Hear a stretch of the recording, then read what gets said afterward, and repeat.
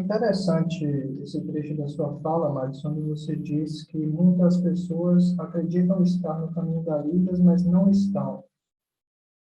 Você poderia dar alguns exemplos a respeito disso?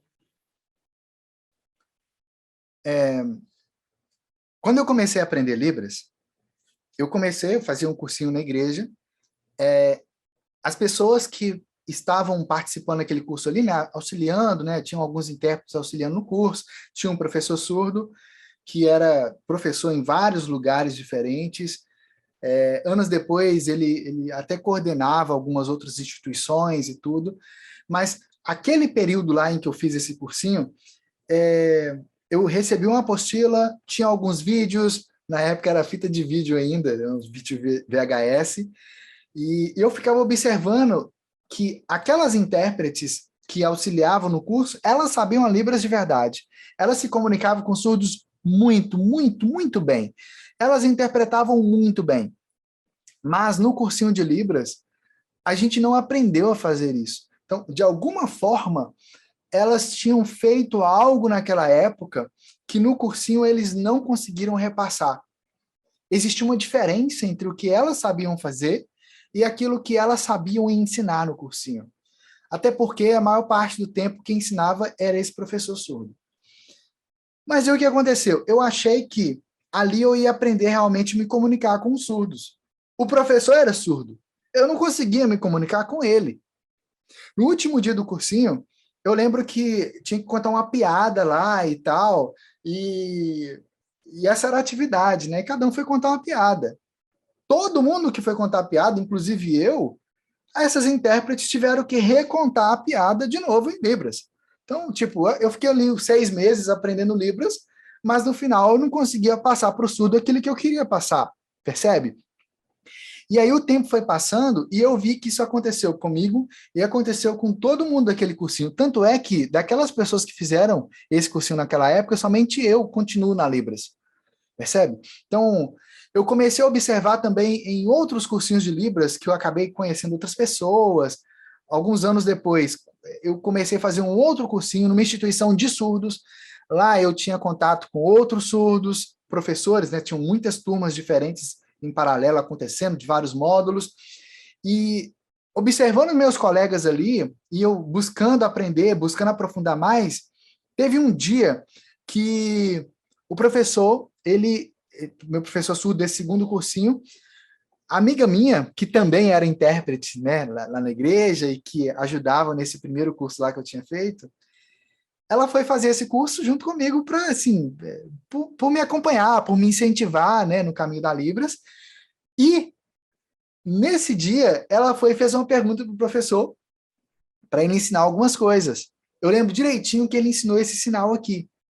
Esse sinal é uma gíria na Libras que significa ficar bebendo o tempo todo.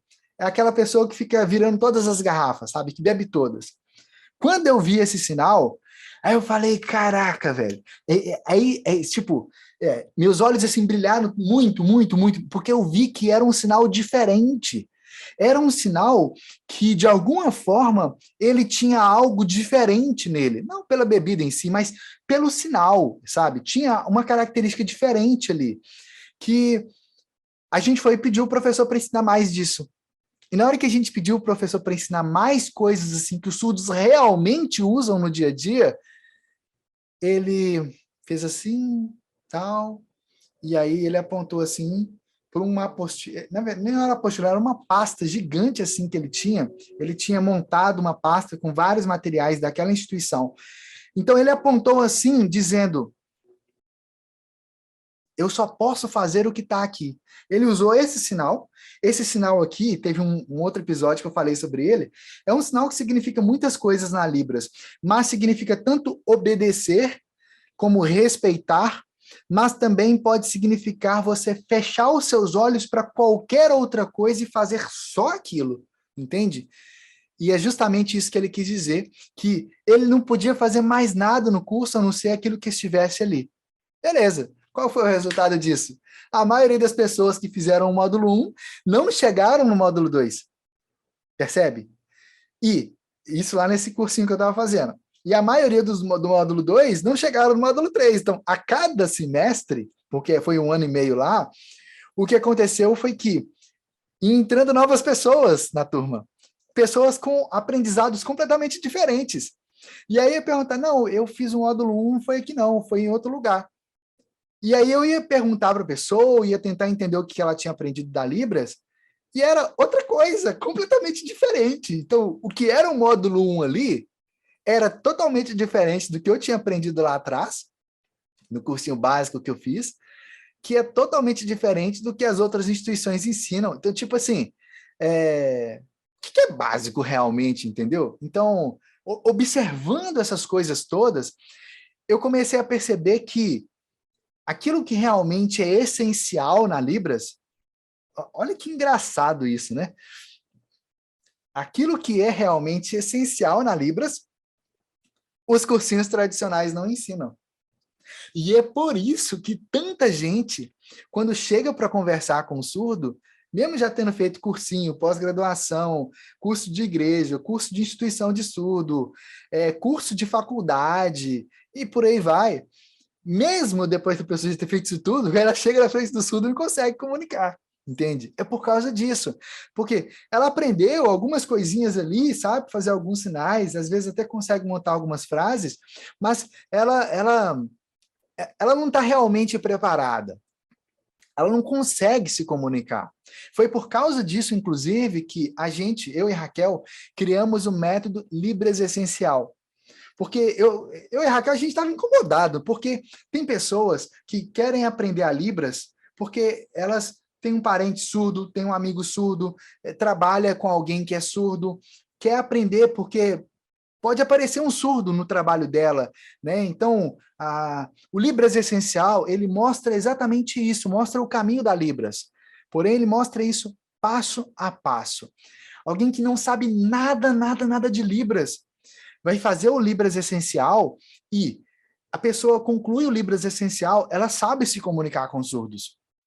Se a pessoa sabe mais ou menos, chega lá, dá aquelas travadas e tal, e faz o Libras Essencial, ela vai conseguir se comunicar com os surdos. Mesmo que seja aquela pessoa que está há 1 ano, 2 anos, 3, 5 anos, 15, 20 anos que seja, e a pessoa não consegue aprender a Libras, não consegue se desenvolver, com o método Libras Essencial, ela vai se desenvolver. Porque quando eu e a Raquel criamos o método Libras Essencial, a gente estava pensando realmente na transformação das pessoas, pensando realmente em como que a gente poderia ajudar pessoas, ouvintes, que querem aprender a se comunicar com surdos no dia a dia. Como assim no dia a dia?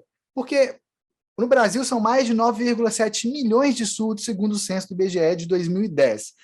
Agora já deve ser 15 milhões, 20 milhões talvez, ou até mais do que isso. Isso pelo tempo que já se passou entre um censo e outro, né? E o que acontece? Qualquer lugar que você estiver, pode aparecer algum surdo ali.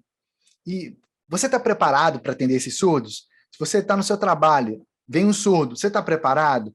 Se você está num ponto de ônibus, numa padaria, no mercado, você está preparado para se comunicar? Se você trabalha em escola, vem um aluno surdo, você está preparado para se comunicar com ele ou vai ficar o tempo todo só dependendo dos intérpretes? Porque de vez em quando pode acontecer de um intérprete adoecer. E aí? Como é que você fica em sala de aula? Percebe? Então, são inúmeras as situações em que a Libras é de fato essencial. Então, no método Libras Essencial, a gente vai guiando a pessoa no caminho da Libras, para que realmente ela possa aprender a Libras, se desenvolver e estar realmente preparada para se comunicar com os surdos, entendendo aquilo que os surdos estão sinalizando em Libras e também conseguindo se fazerem entender, porque são dois aspectos diferentes.